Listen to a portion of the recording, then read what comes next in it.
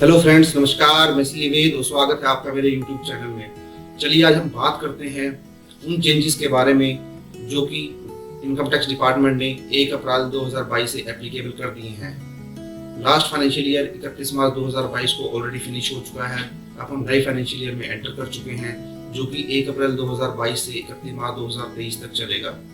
इस financial year के अंदर जो कि 1 अप्रैल 2022 से चेंजेस हो चुके हैं, आपको उन्हीं को ध्यान में रखते हुए अपना बिजनेस करना है या अपनी आईटीआर फाइल करनी है। मैं डिटेल में आज आपके साथ उन सारे चेंजेस के बारे में डिस्कस करूंगा जो कि रिलेटेड हैं क्रिप्टो से, जीएसटी से, इनकम टैक्स की रिटर्न फाइलिंग से या और भी अलग बहुत सारे चेंजेस जो कि आपको माइंड में रखते हुए ही काम करना है और आपको मालूम होना चाहिए। मैं ये सारे ही चेंजेस आपके साथ डिटेल में डिस्कस करता हूँ और आपको अपने टॉपिक की तरफ ले चलता हूँ। चलिए हम अपने पहले टॉपिक को कवर कर लेते हैं जो कि रिलेटेड है क्रिप्टो टैक्स के साथ। क्रिप्टो करेंसी में अगर आप डील करते हैं और आप उससे कोई प्रॉफिट अर्न करते हैं तो स्ट्रेट फॉरवर्ड आपके ऊपर 30% टैक्स लग जाएगा। इसमें जो एक इंटरेस्टिंग बात वो ये है कि इसके अंदर अगर आप किसी कॉइन से, किसी करेंसी से लॉस बियर करते हैं तो उस लॉस के सेटअप का बेनिफिट आपको नहीं मिलेगा जो कि हमें शेयर मार्केट में मिलता है। जैसे मैंने यहाँ पे एक एग्जांपल लिया है, आपने कोई एक्स कॉइन सेल किया और उस पर 100 रुपये का प्रॉफिट कमा लिया। सेम आपने वाई कॉइन एक सेल किया बट आपको उस पर 80 रुपये का नुकसान हुआ। तो बात करें तो जो आपकी पॉकेट में प्रॉफिट जाएगा वो 20 रुपये ही जाएगा और उस पर ही टैक्स लगना चाहिए। बट गवर्नमेंट क्या कहती है कि आप एक कॉइन का लॉस दूसरे कॉइन के साथ सेट ऑफ नहीं कर सकते। तो इट मीन्स आपने जो जिस कॉइन पे प्रॉफिट अर्न किया है उस पर आपको 30% टैक्स पे करना पड़ेगा। तो इस केस में आपने कमाया तो मात्र 20 रुपये प्रॉफिट, बट आप कॉइन का आपस में लॉस सेट ऑफ नहीं कर सकते, इसलिए आपने जो एक्स कॉइन पे 100 रुपये प्रॉफिट अर्न किया उस पर पूरे पे ही आपको टैक्स पे करना पड़ जाएगा। तो ये बहुत ही इम्पॉर्टेंट चेंज है, यह बहुत ही इम्पोर्टेंट प्रोविज़न है, आप इसको ध्यान में रखें अगर आप क्रिप्टो में डील करते हैं।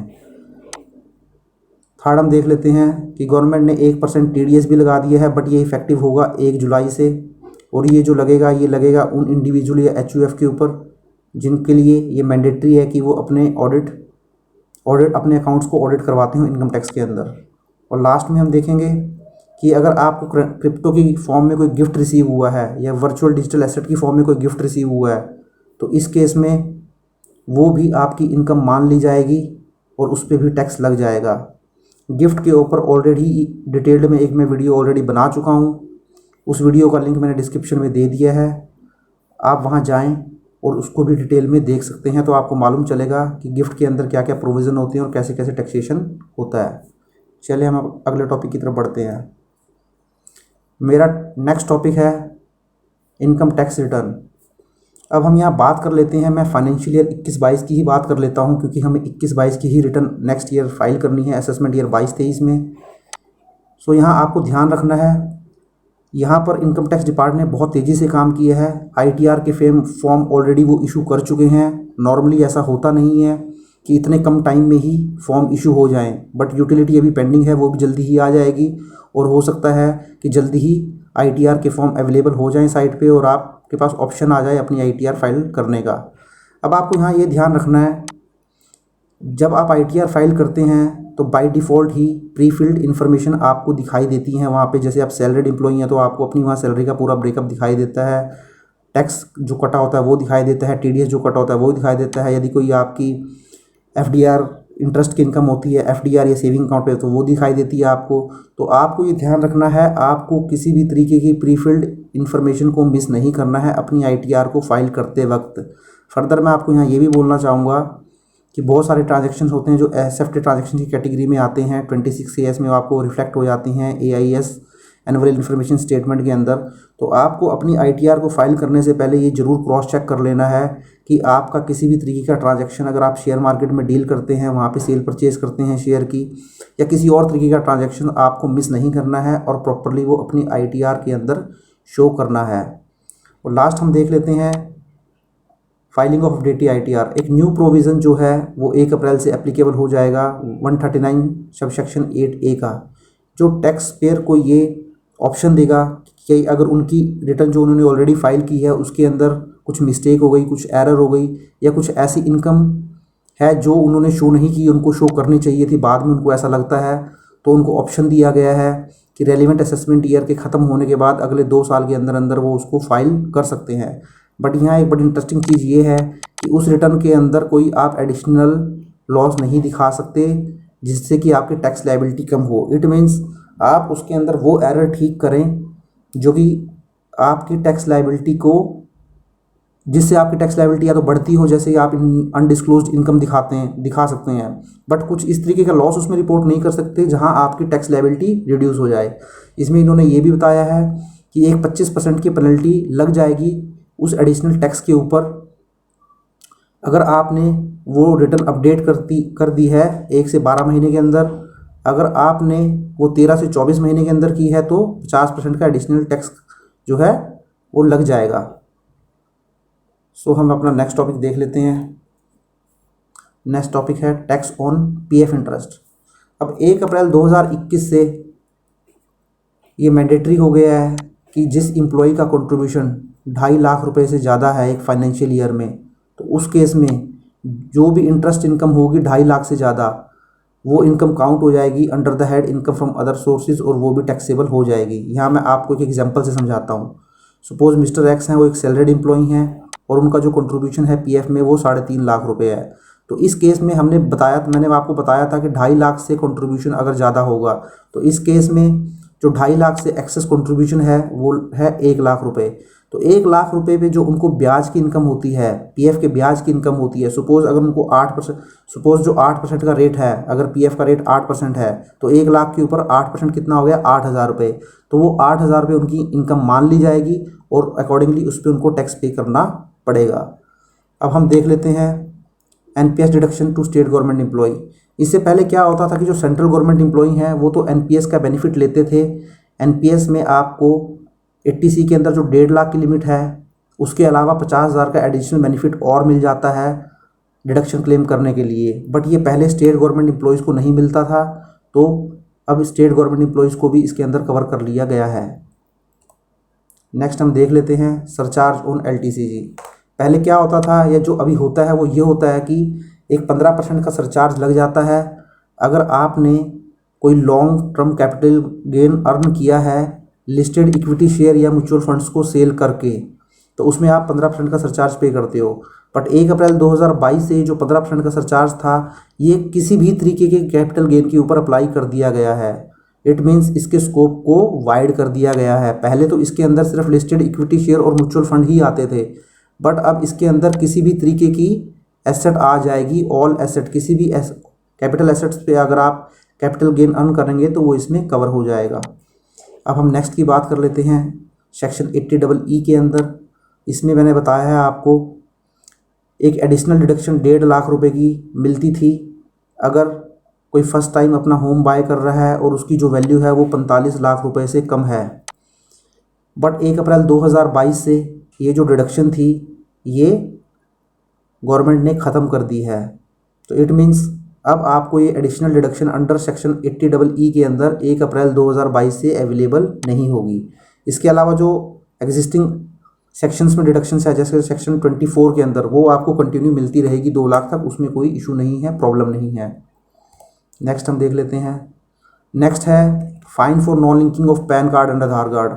गवर्नमेंट ने काफ़ी टाइम से कम 10 बार इसकी डेट एक्सटेंड की है और लोगों को ऑप्शन दिया है कि वो अपने पैन कार्ड और आधार कार्ड को लिंक कर लें, और इसकी जो लास्ट डेट थी लिंक करने की वो 31 मार्च 2022 थी।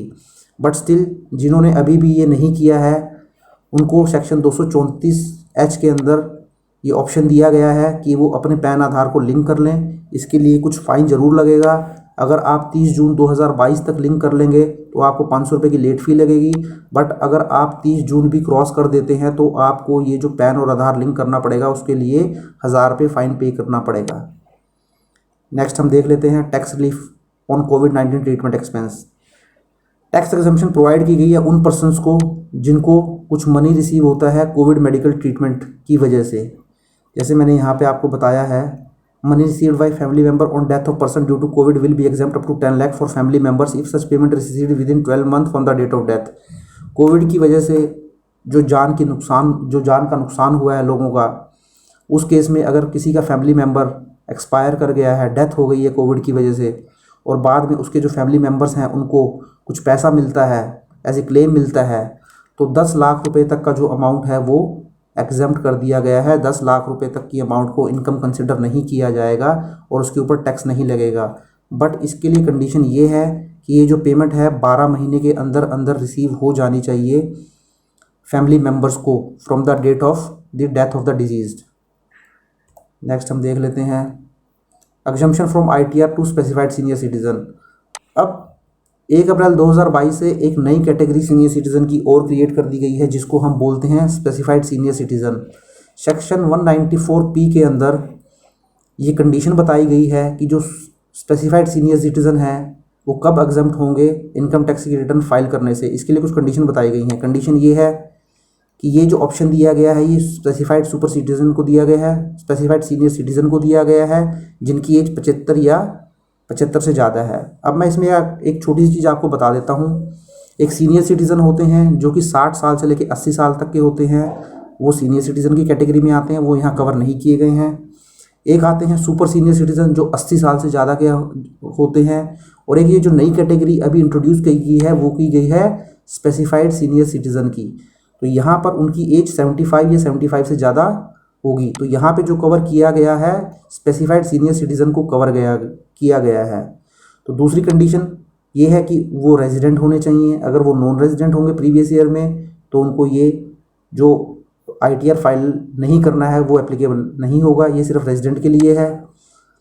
तीसरी कंडीशन ये है कि उनके जो सेविंग बैंक अकाउंट है उसके अंदर जो पेंशन आ रही है उसी के अंदर उनको सेविंग और FDR से इंटरेस्ट भी आ रहा हो। मीन्स सेम बैंक अकाउंट ही होना चाहिए जिसके अंदर पेंशन की इनकम भी आ रही हो, या उनका कोई FDR है या सेविंग बैंक अकाउंट है उसकी इनकम भी आ रही हो।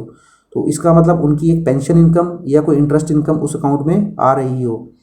दूसरा, वो जो सीनियर सिटीज़न है अगर वो चाहते हैं कि इनको ITR ना फाइल करने पड़े तो उस केस में उनको डिक्लेरेशन एक सबमिट करनी पड़ेगी जिसमें वो अपनी इनकम की डिटेल देंगे, अपनी इन्वेस्टमेंट्स की डिटेल देंगे जो उन्होंने इन्वेस्टमेंट की है under section 80C to 80U उस बैंक को जो उनका TDS डिडक्ट करेगा।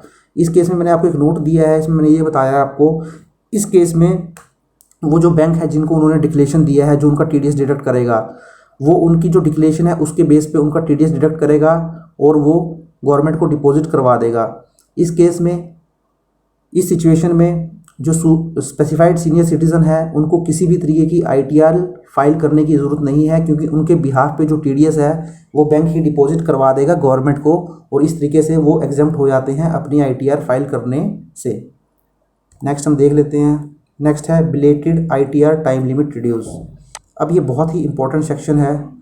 जैसे मैं इस फाइनेंशियल ईयर की बात करूं जो अभी 1 अप्रैल 2021 से 31 मार्च 2022 है, इसकी जो हमें ITR फाइल करनी है वो नॉर्मली ITR फाइल करनी है 31 जुलाई 2022 तक अंडर सेक्शन 139। बट क्या होता है कि हम 31 जुलाई 2022 तक रिटर्न फाइल नहीं करते तो हमें एक बिलेटेड ITR फाइल करने का ऑप्शन दिया जाता है जो कि हमारी डेट रहेगी 31 दिसंबर 2022। कुछ उसमें लेट फीस भी लग सकती है जो एप्लीकेबल होगी।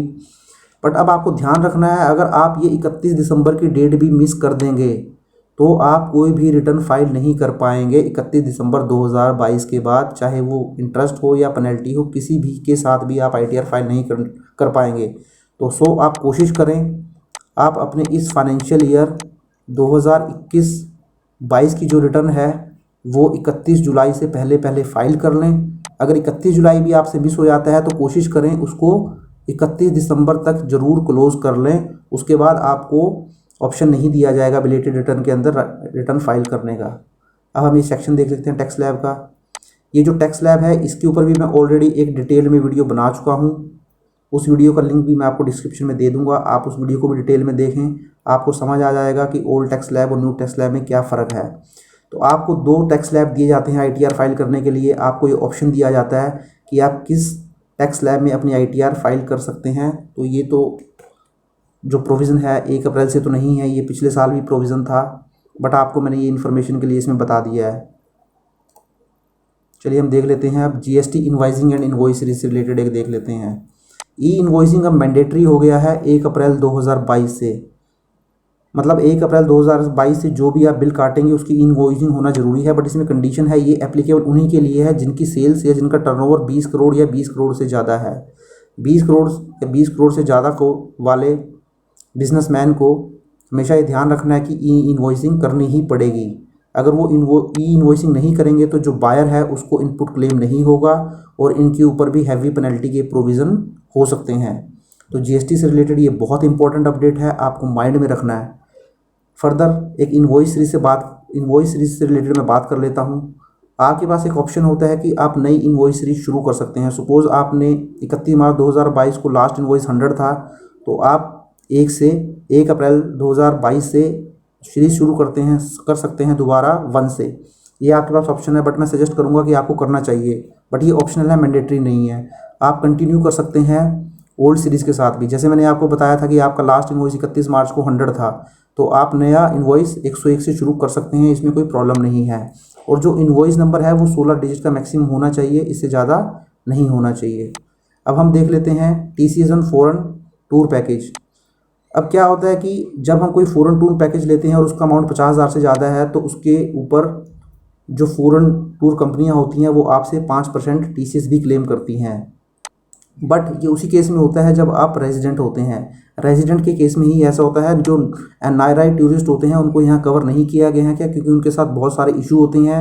उनका कोई पैन नंबर नहीं होता है। पैन नंबर जब नहीं होता है तो हाइयर रेट से TDS काटना पड़ता है, जो कि 20% तक चला जाता है। उस केस में उनको रिफ़ंड लेने में भी इशू होता है। तो इसलिए NRI टूरिस्ट को इससे बाहर कर दिया गया है, इस प्रोविज़न से बाहर कर दिया गया है।